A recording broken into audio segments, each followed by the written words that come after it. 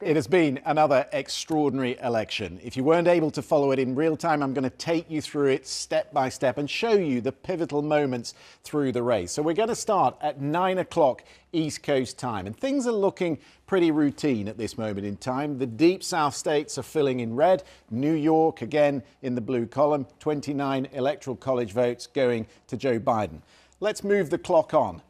And one of our first battleground states turns blue. New Hampshire, where the president had campaigned, goes heavily for Joe Biden. 4 electoral college votes in the blue camp.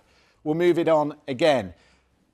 And Ohio is starting to point us on the direction the night is going. 14 times in consecutive elections, the last 14 times, Ohio has called it right, going all the way back to President Nixon. Will they call it right tonight? We'll move our clock on again. We've been watching Florida. It was on a knife edge all night. At midnight East Coast time, they finally called it for Donald Trump. There's evidence there that he got out the Latino vote. There's also evidence that the Democrats didn't manage to get out their base in places like Miami-Dade. We'll move the clock on again. It's now 10-1 East Coast time. Iowa, which went for Donald Trump by 10 points in 2016, safely in the red column.